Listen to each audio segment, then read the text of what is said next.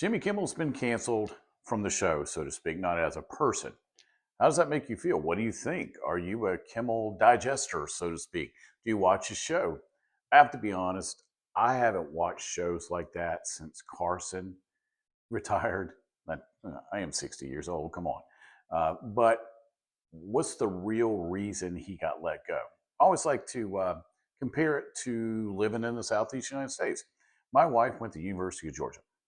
The thing is, they have one sport. I used to be a high school basketball coach. When I got here, I found out the South has one sport. It's football, and it's college football and high school.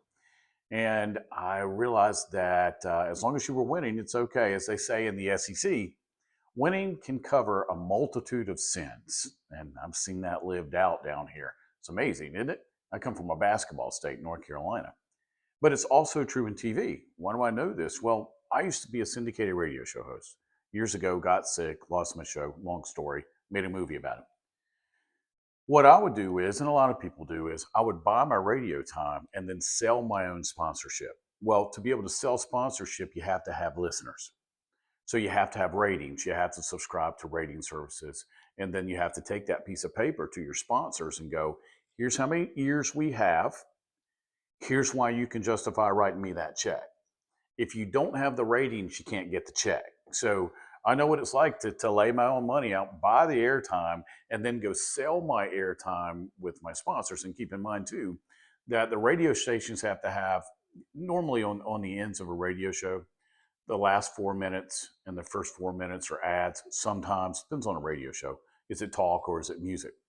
So I had to do my ads within their ads, basically. So I would have 11, 9, 7, 9. Again, my spots. So for every 30 minutes that we were supposed to be on the air, technically I had about 16 minutes. Yeah, that's how it weighs out. So I could sell my time. So within that 16 minutes, remember, I'm talking, I got a talk show. I've got to somehow work in my sponsors on this 30 and this 30. So it takes some juggling. So I knew that I could say, I can offer you this amount of airtime to this many ears for this period of time. Okay, that seems fair. I'll write you a check. And then people have to go out and buy their service or their product to keep those checks coming. Now let's look at Kimmel. Let's look at Colbert, Kimmel, anybody on late night TV. I remember watching Carson. Again, I'm dating myself. Probably 17 million households viewing. All right, so let's come forward to Kimmel and Colbert. Two shows that were losing money. What's that mean? You don't have enough eyes and ears to back up the sponsorship and for what you pay. And I can't even imagine their staffs. I had a producer, so there was two of us. I can't imagine what Kimmel's staff size was that you've got to pay for at union pay rate, especially in California. Same thing with Colbert. I can't imagine having to pay for that. Or I think his was in New York. So you've got all those expenses. You got to pay for the studio. It's on the lot, but still you got to pay for it. You got to pay. Let's say Kimmel had 50 people. I don't know. That's just guessing. Then Kimmel's salary, I think his was 15 million a year. Now you've got all those expenses. So let's say you're out $50 million. So now you've got to go out and sell sponsorship that backs up that.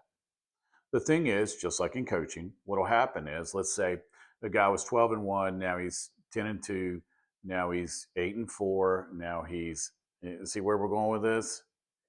Now he's going this way and he does something stupid. Now we've had a few football coaches in the SEC get popped for prostitution. All right, now, so you've got a losing record combined with a bad decision. Oh, looky here, we have a show cause penalty and now we can fire you and not pay you. That's what normally happens. Remember, winning covers a multitude of sins. Just like with Colbert, his numbers weren't there. They're losing money. Now you get to Kimmel. He says stupid stuff all the time. I never found him funny, even before he got the show. I never thought he was a funny comedian. Not my groove. So when he got the show, I still didn't think he was funny. I think the best thing I ever saw him do was the show Entourage. That was the funniest show I had ever seen him do. And it's a show within a show because it's got Johnny Drama. So if you've seen it, it's hilarious when they're representing Rufus. But if you're Kimmel, who's not funny. At least bad writers, but I don't know how it works for his show. But now you've got sponsors unhappy prior to what he said the other night about Charlie Kirk. So, all right, when the number's going up, we're spending this amount of money. I don't have this many eyes and ears on my product, and I'm unhappy. And then he says something like he did the other night. Okay, now you got the perfect storm for Disney. I think Disney's the one that owns the show. And now you go, okay, we've not been happy with the numbers. We've been looking for a reason to cancel this show or cancel him. We've got it. It's no different than an SEC football coach. Bad record, bad decision. He's got bad ratings, bad decision, done. Now we're saving how much? Again, let's say it's 50 people. So now we're probably going to save, and I don't, these are estimates, man. I don't know. ABC didn't call me or Disney didn't call me and go, oh, by the way, this is what we're spending this year. I just know what I spent. So now we're going to not spend that 50 million. Now we could probably transfer those sponsors over to something else that's got eyes and ears, because you don't want to lose those sponsors. That's an hour slot you don't want to lose. But okay, since this didn't work, can we do this? How about football? How about this? How about that? Where else would you like to be? How about a billboard? Whatever it is that you want to do. But Kimmel and Disney didn't really make a moral decision on the Kimmel show. They made a financial decision. And it just so happens they got a gift right out of his mouth. So the only person he can blame is himself, because I don't know if he would have made it another year. They were probably going to cancel the show anyway, because you can't hemorrhage money. Okay, when you're a publicly traded company, you're beholden to the stockholders. But it got done probably 12 months before they were really going to pull the plug. So don't let anybody tell you that it was probably morality that finally hit Hollywood.